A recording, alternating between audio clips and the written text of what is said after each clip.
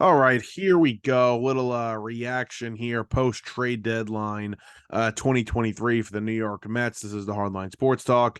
Here's a quick video. I just want to jump on because it's August 2nd now. It's late on this Wednesday night. Steve Cohen, the Met owner, spoke to the media and to the team earlier today. And I just want to jump on here and kind of give my thoughts, my 2 cents on what the Mets did here at the trade deadline. So obviously the Mets were the big sellers, right? They moved a lot of their valuable pieces to get younger and to buy prospects and, in reality, buy big time prospects. And I think we have to give the Mets credit here, right? You go into the season with the biggest payroll of all time. 360, $70 million, whatever it is, with the tax, it's close to $500 million. And, the season was a complete failure. Guys did not perform at the levels that you thought.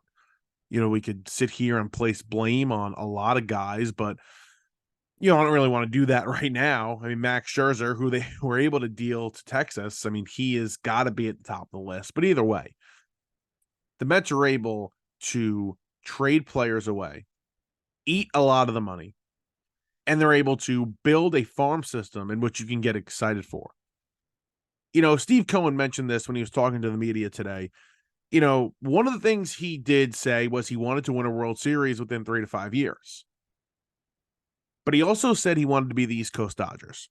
He also said that part of winning a World Series and being a successful franchise is having some sustainability, specifically in your farm system, and being able to just bring up prospects and have them perform at high levels, develop your own players, and possibly even trade some of these prospects to go get younger talent or just overall really good talent, whether it's in the offseason or at the trade deadline. But either way, it is very important to have a good farm system. And the Mets, for the most part, have not had the greatest farm system. They've made it better since Billy Epler and Steve Cohen have gotten here. But it's still, they were left with junk from Brody Van Wagenen. Been so many GMs, so much turnover, and that's the problem. There's been no sustainability whatsoever in this franchise for the past 3 to 4 years. You can even look over at when Steve Cohen took over the team. Jared Porter, who was then fired. Then Zach Scott, who took over, who was then fired. To Billy Epler right now. And Billy Epler's not going to be fired, but Billy Epler's going to have somebody working over him as president of baseball operations, most likely David Stearns, at the end of the season. So there's been no consistency whatsoever within this franchise with the people running the franchise. And that's a problem. And they've done what they can with being able to develop prospects and bring guys up. As you can see, Francisco Alvarez, the top prospect in baseball for a very, very long time, is producing at a very high level. Brett Beatty, who was a very high ranked prospect as well, not doing so great. He's struggling in his first full season. But the Mets need to develop players and bring young guys up. And these guys need to perform at the major league level. Now back to the trade deadline. Because you could say what you want about the Mets giving up. This team wasn't good. The 2023 Mets were terrible. The decision to sell was the right one. Now, obviously, the guys on expiring contracts like David Robertson and Tommy Pham and Mark Canha, those guys were going to go. I mean, there was no doubt about it. Those guys were going to have to go, and it would have been the right move. The question was, how much were you going to sell? Were you going to be able to sell off Max Scherzer? Were you even going to consider trading Max Scherzer? Were you going to trade Justin Verlander? And Friday night, after, the Mets' first game, after trading David Robertson, Max Scherzer, after his start, was asked, what do you think of them trading David Robertson? And Max Scherzer actually had the balls to say, I don't know. I have to talk to the front office. I have to talk to the Mets brass about this because this is not what we thought. Max, if we're going to list the reasons why the Mets are in the situation that they are in, it is because of you. You are at the top. You are at the top of the list. If you're not one, you're definitely two. In my opinion, you're one. But either way, Max Scherzer struggling this season in big games, being banged up, nicked up. having the sticky stuff situation where he's suspended 10 days and you can't replace him on the roster, making excuses for absolutely everything after a bad start, saying, oh, this is what's wrong and I'm going to fix it and it's a quick fix and it's a quick fix. Clearly, it's not a quick fix, Max. But either way, Max has the nerve to say, I got to talk to the front office. And less than 24 hours later, he's traded to the Texas Rangers. Waves his no trade clause. Max Scherzer is traded. I didn't think it was possible. Mets fans did not think it was possible that if they were going to sell, they would be able to trade Max Scherzer. And to get a prospect like Luis Angel Acuna, who is a top 45 prospect in Major League Baseball, a rising star, an incredible athlete in AA, hitting at the AA level, is unreal. Now, of course, we have to mention Steve Cohen again, because Steve Cohen is paying a lot of these contracts. It's going to be a lot of dead money that the Mets can be paying. I think $130 million worth just right now this season, and maybe even to next season. I got to look at the numbers again. But Steve Cohen is going to be paying a lot of dead money to Max Scherzer and to Justin Verlander.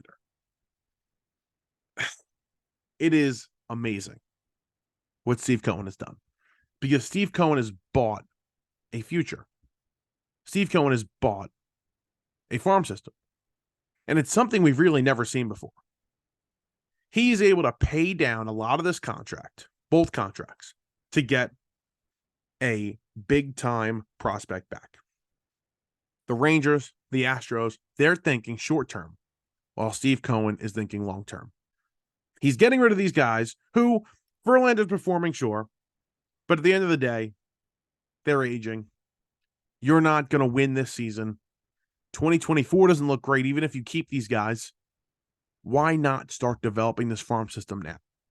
The Mets did something in which it takes teams 3, 5, 6, 7 years to do. Sorry to skip 4. It takes them years to do. And they did it in less than a week. Rebuilding their farm system, getting legit players into this farm system to go along with guys that they have, which are nice pieces. Ronnie Mauricio, Jet Williams, Kevin Prada, both first-round picks in 2022. They're just their recent first-round pick, the shortstop from high school. The Mets rebuilt their farm system, give themselves a legitimate future. And if you remember Steve Cohen's introductory press conference, I want to be the East Coast Dodgers. I want to build a sustainable franchise, farm system. That's what he's doing here. He's able to pay down a lot of Verlander's contract, $54 million to be exact, of Verlander's contract, if the vesting option's picked up. More than half of Max Scherzer's contract. And they are able to get legit prospects back. There's a future. There's a hope. Unlike the team on the other side of town, the New York Yankees, who JM, I'm sure we'll get into that, and we'll get into it in our next podcast. But the Mets are able to do something that, frankly, they haven't done in a while. They have a legit farm system, and I think it's great. Now, let's talk Max Scherzer for a second. And I don't mean to not mention David Robertson. I like the David Robertson trade, although initially I did not, and I was killing Billy Epler for trading David Robertson too early. Then when you read from what scouts are saying about the return, really young guys who have a lot of potential, especially Vargas, the infielder, who's got a beautiful swing, doesn't strike out much, and walks a ton. I love it. I like the trade. A lot of upside there. Lottery ticket, but a lot of upside. And will slot in to be a top 100 prospect pretty soon. But not to mention those guys, and I love Mark Canha. And the Mark Canha trade hurt the most, to be completely honest with you, which is absolutely crazy, but it did. And still they're able to get a better player than you usually would for Mark Canha because they pay most of Mark Canha's contract. But either way, let's talk about Scherzer for a second, who I just went in on, right? The nerve to even talk about talking to the front office, wanting to get answers from the front office. I cannot believe that Max Scherzer runs to a reporter, Ken Rosenthal, on Saturday. Or what was it? Maybe it was Tuesday when the article came out. But either way, he runs to Ken Rosenthal days after the trade and talks about a personal conversation he had with Met Brass, general manager Billy Epler, and owner Steve Cohen. He has the nerve to run to the reporter and then do a press conference where he talks about a private conversation about the future of now another team's organization. It's a joke to me that Max Scherzer is going to be able to get away with this. And Max Scherzer is a respected player around the league. I have lost so much respect for Max Scherzer since he signed here with the New York Mets. It's not even funny. And I can't believe it because as a Mets fan, watching him with Washington, couldn't stand playing him, but liked him and loved the intensity and respected him as a competitor. And obviously knew how great of a pitcher he was. He's a Hall of Fame pitcher. But the amount of respect I've actually lost for the man is truly unbelievable, especially after this act. So, Max Scherzer, you're a bad guy, and I hope you pitch later in August at Citi Field because I've already bought all the tickets. Out of every ticket I can get, I'm buying those 3 tickets. Those are the games I want to go to at the end of August when Texas rolls into town. Just to root against you, Max Scherzer. I hope you pitch. I hope you pitch in that series. But either way, let's talk about what was supposedly said in this meeting with Steve Cohen and Billy Epler.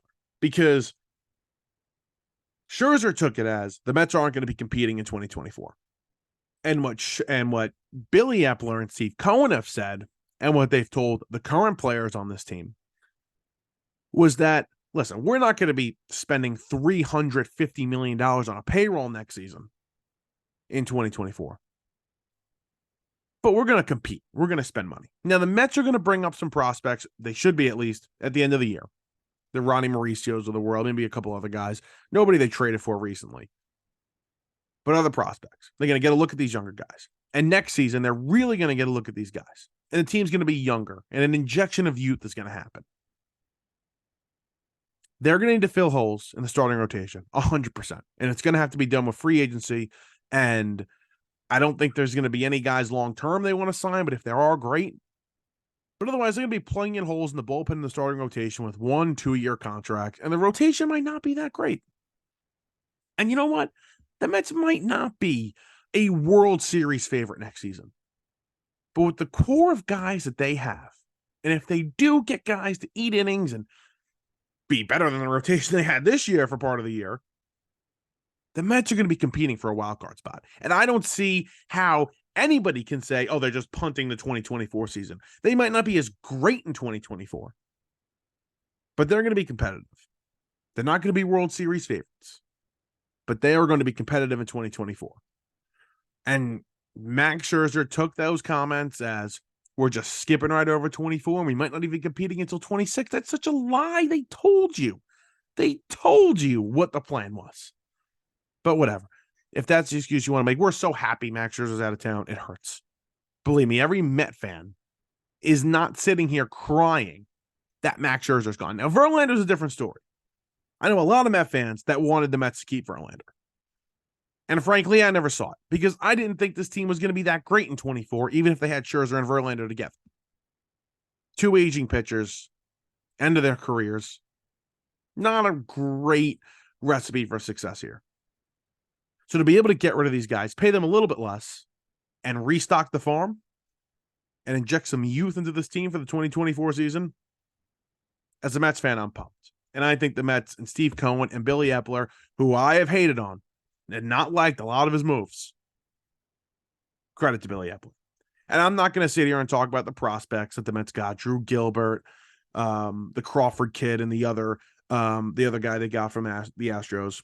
I'm not going to sit here and try to talk about them. I've read the scouting reports. I've read about Luis Angel Acuna and Vargas and the other guys, and I'm excited. I'm not going to sit here and try and talk about like I know them. I'm very excited, though, for the future of the New York Mets. And they made the right moves. They have a direction. They have a direction. And they're moving in the right direction. Now, pitching, they're going to have to develop some pitching. And they got some guys coming up. They're probably going to need to sign an ace. I like the Yamamoto guy from Japan. I'd love to see him as a New York Met long-term. We'll see what happens in the offseason. But overall, I think the Mets did a great job handling the deadline. Credit to Steve Cohen, the first owner to basically buy a farm system, which is unreal.